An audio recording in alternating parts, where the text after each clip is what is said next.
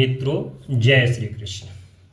पिछले वीडियो में मैंने आपको बताया था, ये समझाया था कि ग्रह दशा यानी महादशा की जो स्थिति बनती है, जो सीक्वेंस चलते हैं नौ ग्रह का, वो कैसे चलते हैं, कितने दिनों का होता है, उनकी अवधि क्या होती है, वो क्रमगत की स्थिति में क्या होती है और किस क्रम से चलते हैं, वो मैंने बताया था। कितने दिनों का होता है इनका महादशा चक्र, वो बताया था आपको। आज इस वीडियो के माध्यम से हम बताने वाले हैं कि नौ ग्रह का जो महादशा चलते हैं, महादशा निर्धारण कैसे होते हैं कि जातक का जब जन्म हुआ तो किस महादशा में उनका जन्म हुआ है, वो निर्धारण कैसे किया जाता है, उसके बारे में आज आपको बताने वाले हैं। तो मित्रों, तो ये वीडियो के माध्यम से पहले तो ये जाने कि ये जो आपके सामने है सूर्य, चंद्रमा, मंगल, राहु, गुरु, शनि, बुध, केतु और शुक्र, ये 9 ग्रहों की जो एक क्रमबद्ध दिया हुआ है, इसी सीक्वेंस के साथ, इसी क्रम के अनुसार में ये महादशाएं चलती हैं। ये महादशाएं एक के बाद आती जाती रहती हैं। अब यहाँ पर इसके बगल में आप जो देख रहे हैं नक्षत्र है, ये जो आपने देखा यह नक्षत्र लिखा हुआ है। नक्षत्र के नीचे 3-3 प्रत्येक ग्रह के सामने 3 नक्षत्र दिया हुआ है और ये 9 ग्रह हैं और 9 ग्रह के सामने 3-3 नक्षत्र का क्रम दिया हुआ है, यानी 9 तिहाई 27 नक्षत्र होते हैं।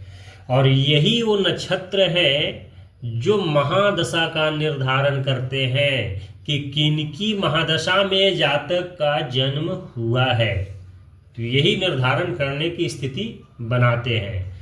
तो ये जो सूर्य की महादशा कब चलेगी, तो ये 3 जो नक्षत्र है इनमें किसी जातक का जन्म होगा, किसी भी एक नक्षत्र में जातक का जन्म होगा तो सूर्य की महादशा आएगी, यानी शुरुआती चरण जो चलेंगे जातक का वो सूर्य की महादशा की चलेगी। अगर ये चंद्रमा के सामने जो 3 नक्षत्र दिए हुए हैं, रोहिणी, हस्त और श्रवण, ये तीनों नक्षत्र में किसी भी जातक का जन्म होगा तो चंद्रमा की महादशा चलेगी। इसी तरह मृगशिरा, चित्रा और धनिष्ठा, ये 3 नक्षत्र में अगर किसी जातक का जन्म होगा तो उनके ऊपर मंगल की महादशा चलेगी। आद्रा, स्वाति, शतभिखा, ये 3 नक्षत्र में किसी जातक का जन्म होगा तो राहु की महादशा में उनकी जन्म हुई, राहु की महादशा उनके ऊपर प्रभाव में है। और पुनर्वसु, विशाखा और पूर्वा भाद्रपद नक्षत्र में अगर किसी जातक का जन्म हुआ है तो गुरु की महादशा में उनका जन्म हुआ है। यानी ये 3-3 का जो नक्षत्र है, जैसे शनि की महादशा अगर कैसे चलेगी तो पुष्य नक्षत्र, अनुराधा नक्षत्र और उत्तर भाद्रपद नक्षत्र में अगर किसी जातक का जन्म हुआ है तो शनि की महादशा चलेगी। और अश्लेषा, ज्येष्ठा, रेवती, ये 3 नक्षत्र में किसी जातक का जन्म हुआ है तो उनके ऊपर बुध की महादशा चलेगी।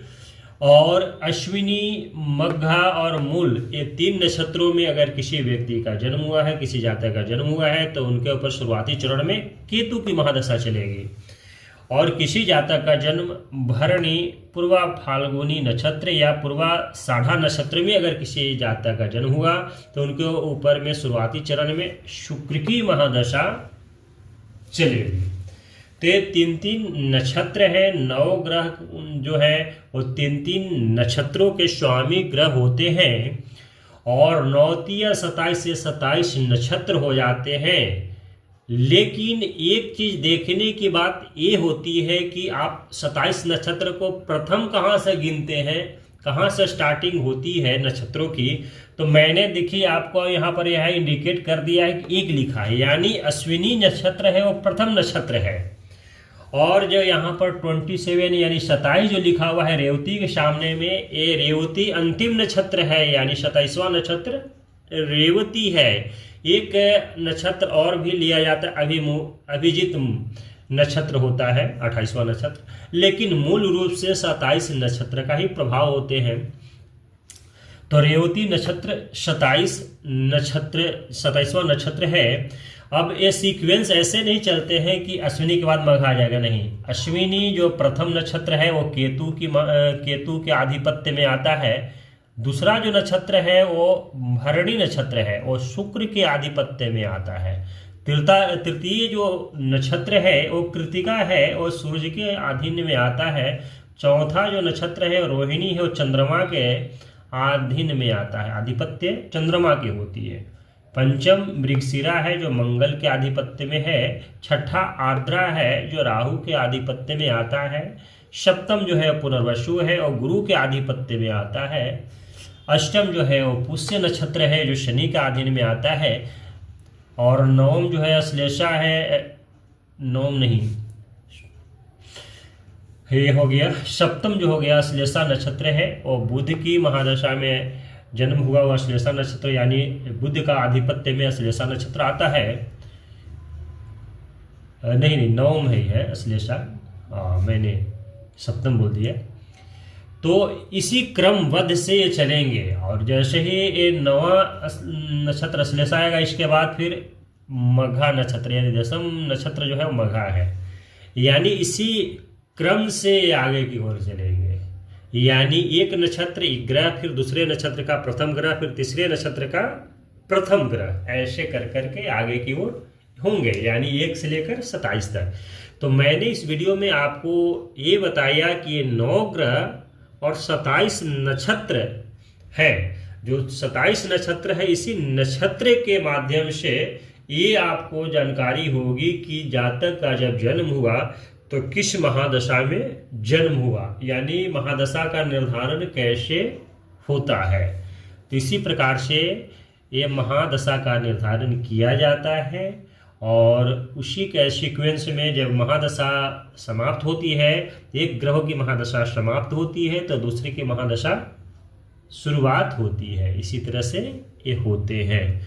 तो मित्रों, मैंने इस वीडियो में इतना बताया। इसके बाद जो ये सीरीज चल रही है वीडियो का, यानी महादशा ग्रह दशा प्रभाव का, इसमें अगले वीडियो में आपको जानकारी दी जाएगी। ग्रहों का मित्रता और शत्रुता के बारे में भी बताई जाएगी।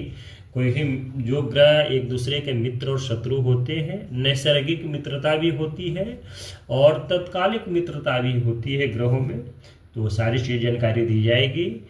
तो आज बस वीडियो में इतना ही। राधे राधे, जय श्री कृष्ण।